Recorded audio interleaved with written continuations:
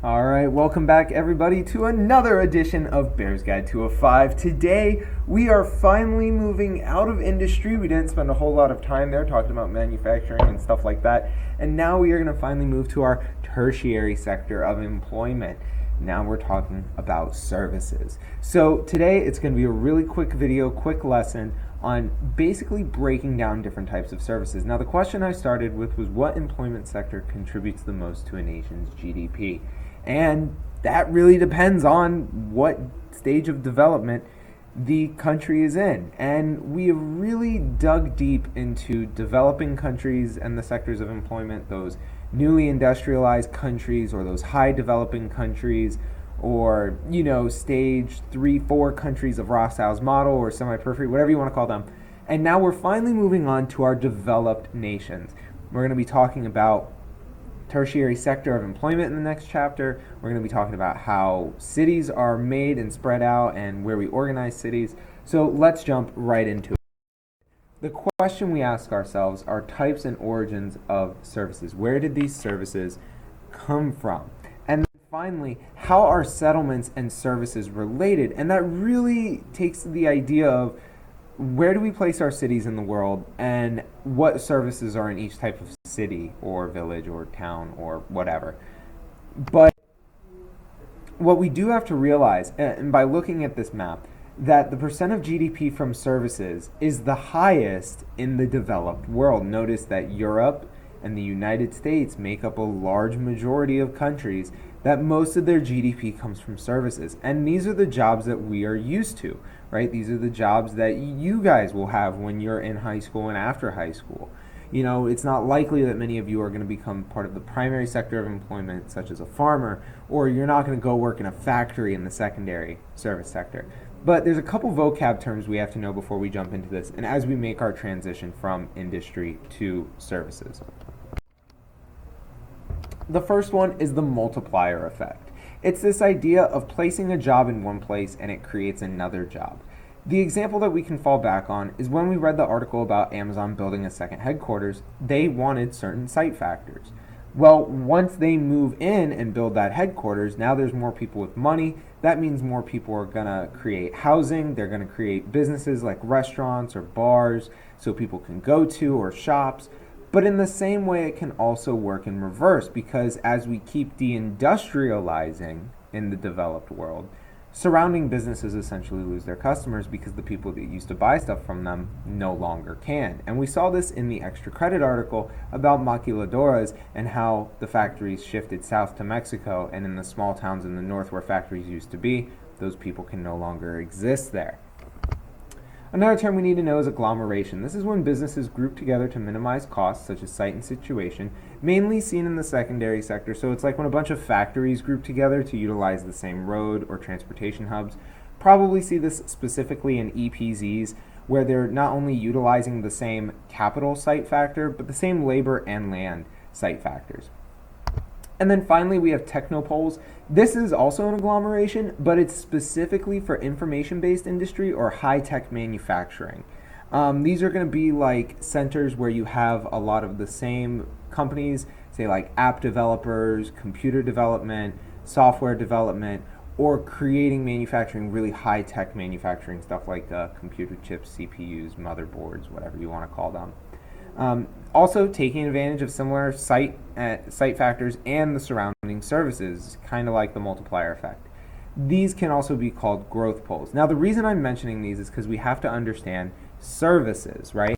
Now, our first type of service are consumer service. These provides a service to the consumer and they want to pay for it. Typical jobs that fall under this, stuff like retail, wholesale, education, health, leisure, and hospitality. We are literally selling something to a person, and that would be consumer services. Then you have your business services, and these are pretty straightforward. These facilitate other businesses. These help other businesses work. Some examples with this: financial, insurance, real estate, law, management, accounting. Basically think of it this way. If your main job is running a grocery store and selling those groceries, you need an insurance on your grocery store. That's a business service. You want to find a place to buy a grocery store, you need a real estate agent. Someone wants to sue your grocery store because you had a wet floor sign out in the wrong spot. So you need a lawyer to make sure that you don't get sued. And then you need to create ads so people come to your grocery store. So you would go to a publishing company or you would go to a marketer. These are all jobs that help the consumer business work, right? So they facilitate other businesses. And then finally, there's public services, which provide security and protections to citizens and businesses. These are our government jobs. This is the president, every member of Congress, this is the military, this is police officers, this is firefighters.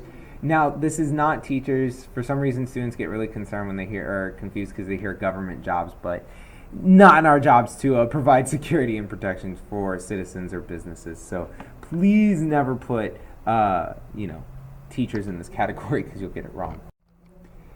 And obviously, guys, it's a pretty easy concept to understand, but as we keep developing, especially in the United States, more and more jobs are going to be in the service sector, right? In these tertiary sectors. And if you look across the chart, you see that that's what has really grown, and construction and manufacturing in the primary sector really hasn't changed much in the past couple decades, because it's just not where growth is. There are more and more jobs in the service sector, and that also comes from this idea of the international distribution of labor, consumer products becoming cheaper, and as we deindustrialize, well, we have all these people that need to work, and we have all this stuff being made in other countries, so now we can set up retail shops, or we can set up malls or transportation jobs, working in health in the private sector, selling insurance, working for the government.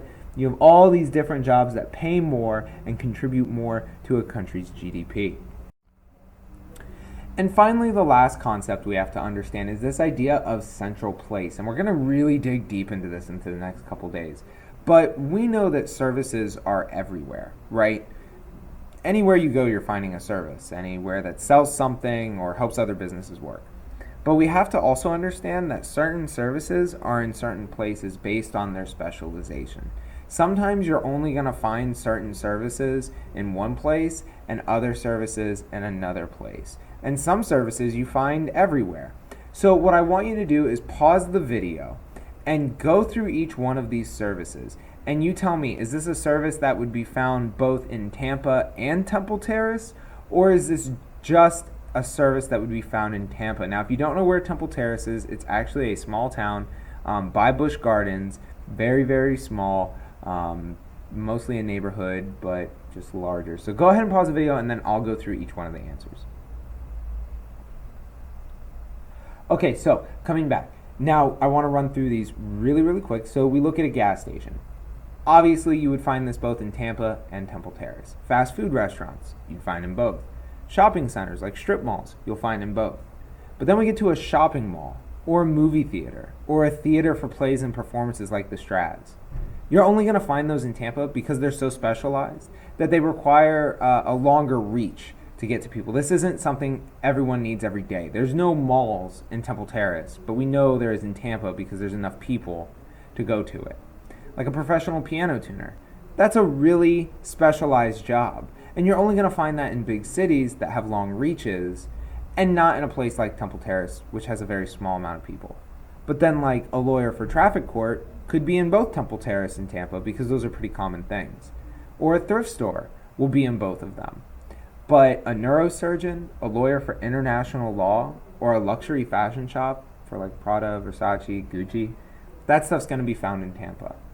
And I want you to think about why are specialized services found in large cities. We're going to hit this topic a couple more times, so it's going to make more sense the more we talk about it. So don't freak out too much. It would also help if you can identify these things as consumer services or business services or public services. So finally, what do you need to know? Well, first, you have to be able to explain the GDP breakdown of countries based on employment sectors, right? We have talked about primary, secondary, and tertiary at this point, and you have to understand which ones make money or which ones make more money than others and how are they distributed around the world. And it kind of goes back to that international division of labor. You have to know how we split up tertiary jobs into different types of services. You have to be able to discuss the differences between each type of service. And finally, you should be able to explain where we place certain services based on population size. So once again, that is Bears Guide 205. Remember to hit that like button, hit subscribe, hit the bell icon so you know when new videos are coming up so you can jump ahead on classwork. And as always, we are continuing on this. And like I said, if you are confused about these services, hang tight with us because I promise it will make sense in the next couple videos.